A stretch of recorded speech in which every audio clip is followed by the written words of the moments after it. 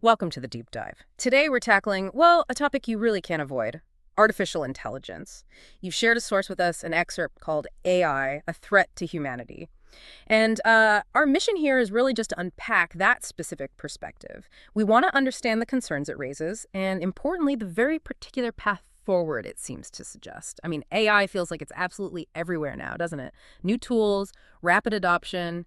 It's moving fast. Oh, absolutely. It's Ah, dominating conversations, across pretty much every sector. yeah. And this source, it highlights this tension right from the get-go. It does acknowledge the incredible potential, you know, boosting productivity, cutting costs, fewer errors, maybe even lifting quality of life globally. Yeah, the big promises. Exactly. Yeah, But then, almost in the same breath, it sounds these really stark warnings, yeah. and it frames the danger as stemming directly from us, from human nature. That contrast feels like the real engine of this piece, doesn't it? It's not denying AI could be amazing, but it's immediately filtering that through this, well, critique of how people behave. That's it, exactly. It sets up AI as this powerful new tool, and then immediately asks, okay, based on history, how are humans likely to actually use it? So let's dig into that. How does the source build this argument? Maybe start with how it first describes AI and the potential benefits it sees. Okay, right. So the source starts by calling AI cutting-edge technology. It emphasizes things like speed, accuracy, and it's careful to point out it's driven by human instructions. So fundamentally, it's a tool we create and direct. And based on that description, fast, accurate, follows orders, the source outlines the upsides. It says AI can, quote, significantly boost productivity, reduce business operating costs, increase profit margins, and minimize human errors. Pretty standard stuff there. Yeah, the efficiency argument. But it goes further, doesn't it? The source actually suggests AI could elevate the quality of human life to unprecedented levels, ensuring a high quality life for everyone on Earth. I mean, that's a hugely optimistic take on the potential. It paints that picture, definitely. And this is where the source really pivots. It immediately follows up with a pretty sobering thought. I think the quote is something like, "It is with great sorrow that we must acknowledge humanity's greedy nature." Ah, okay. So there's the turn. Yeah. The source argues there's this historical pattern, you see. We develop powerful tech for good reasons, but then it gets misused, often for personal gain, sometimes with, well, horrific results. And this is where it brings in that nuclear energy example, right? To make the point about history repeating itself. Precisely. It reminds us, look, nuclear power was developed for energy, but then the U.S. weaponized it, atomic bombs. It specifically mentions Hiroshima, Nagasaki, the environmental damage. And the ongoing risk today with proliferation. Right. The source uses that to say even one misuse can be catastrophic. And the argument is that AI, just like nuclear tech, despite those noble intentions, boosting productivity, improving lives, is now being used by a few powerful individuals to manipulate the lives of millions. So a key takeaway from this part of the source is the tech itself might be promising, but it's human nature greed, power concentration that turns that promise into, well, a serious threat. That's the core of its argument here. The human element, the user of the tool, is the variable that decides if AI helps or harms, according to this view. Okay. And starting from that foundation, potential corrupted by human flaws, the source then gets into the specific negative impacts it sees coming down the line, especially for the economy and society. Yeah, the primary one it really hammers on is massive job losses Yeah. all over the world. It claims companies are already laying off longtime employees, freezing hiring, all to cut labor costs and boost profits by just swapping in AI. And it puts a number on that potential impact, a pretty scary one. It does. It gives this estimate. By 2030, AI could affect 800 million jobs globally. That's a huge number. It really puts their level of concern into perspective. Definitely. And the source points out what it sees as a fundamental irony here. Well, these companies, they need people, customers, to buy their stuff, right? Yeah. But by getting rid of jobs, they're actually destroying the purchasing power of those very customers. Cutting off the branch they're sitting on, essentially. So what's the predicted economic result of that, according to the source? What happens to the market? It predicts a major economic downturn. Hmm. The logic is AI boosts productivity, so you get an oversupply of goods and services. But people have lost jobs, lost income. They can't buy all that stuff. So supply way up, demand way down. Exactly. And that imbalance, the source claims, leads to worldwide economic recessions.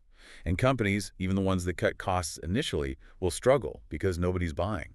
They'll realize their own short-sightedness, as the source puts it. Wow, okay. A pretty bleak forecast of a self-inflicted crisis, and it sees societal changes coming from this too, not just economic. Oh, yeah. It talks about a migration pattern. People losing city jobs, it predicts, will increasingly move back to, like, their ancestral villages. Huh, so potentially hollowing out expensive urban centers. That's the idea. Cities becoming deserted, impacting landlords, the whole urban economy that relies on population density. So the effects ripple out way beyond just the individual losing a job. And the source sounds pretty convinced this is coming, right? It says AI use will only increase, prepare now. Yeah, it frames it as an impending storm, which leads us straight into the second big chunk of the source's argument, what it thinks you should do about it, the mitigation measures. Okay, let's get into that. Preparing for the storm. The first big piece of advice is quite a shift. Engage in traditional industries. Yeah, and it's interesting what it lists.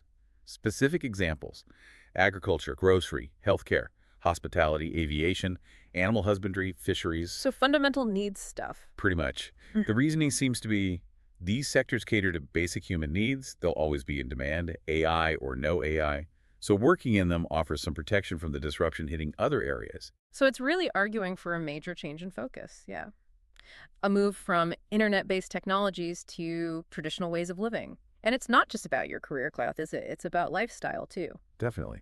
The source explicitly connects this to aligning your life more with nature, consciously relying less on material possessions, simplifying things. And it presents that simplification as a good thing. Yeah, it suggests people living closer to nature, like in forests or villages, have less stress, maybe live longer. It uses that to support the idea that a less materialistic, more natural life is beneficial. That's a pretty radical call for reevaluation, and it gets even more specific about social structures, the way we live together. It does. It strongly pushes for joint family living. It uses this example of, say, a family of 5 sharing one stove living together, calls it a boon, especially for the poor or marginalized, Why a boon? because it provides a built-in support system, pooling resources, helping each other out, making it easier to get through tough times, crises. And it tackles modern ideas about privacy head on. It does. It basically says modern notions of privacy and personal space are overrated, and that sharing a home isn't some kind of flaw.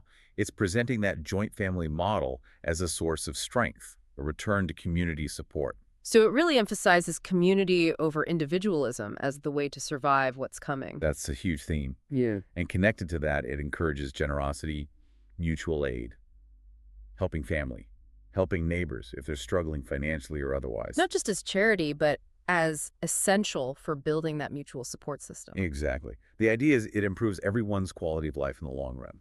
It's about resilience. So the solution path in this source isn't just economic tweaks, it's a fundamental rethink of how we live, who we rely on, how we support each other. It's quite holistic, really, Mm-hmm. suggesting a step back from our tech-heavy, individualistic modern lives towards more traditional, community-focused ways. Okay. And then to round out the solutions, there's some practical advice on skills. Yeah, one last bit of advice. It says professionals, well, everyone really needs to develop multiple skills. Don't just rely on one thing. Because that one skill might become obsolete. Precisely. The source sees relying on a single skill as really risky in a fast-changing world. Having diverse skills makes you more adaptable, more employable across different areas, maybe even bridging into those traditional industries it mentioned earlier. Right. So you've got the big picture shifts, traditional life, community focus, and then the individual level advice. Be versatile, be adaptable. It kind of covers the whole spectrum, Yeah. from society down to the individual. Okay. So this deep dive, we've focused entirely on the perspective in this source material. AI, a threat to humanity. Let's try to summarize its core message. It acknowledges AI's potential, but argues human greed and our track record with tech turned that potential into a major threat. It predicts real-world negatives like huge job losses, economic recession, maybe even worse. Yeah, potentially threatening our existence, it suggests. And its proposed solution, its way to prepare, is this deliberate turn away from the current trajectory, back towards traditional industries, stronger communities like joint families, mutual support. And a simpler life, closer to nature, less materialistic. Right. It's definitely a perspective offering a clear, maybe radical counter-narrative to how we usually talk about AI's future. It certainly stands out from the more tech-optimistic viewpoints. So here's a final thought for you, the listener, to chew on, drawing right from that central conflict in the source we've explored. Think about the source's powerful argument. That the very technologies like AI, designed for progress, for convenience, could actually force us or require us to retreat, leading to huge disruption and this call to return to really basic, centuries-old ways of living subsistence farming, tight-knit families, simplifying our needs. What does that contrast, as presented in this source, suggest to you about the tangled relationship between technology, our own human nature, and how resilient our societies really are when faced with massive change? It definitely leaves you with quite a bit to think about.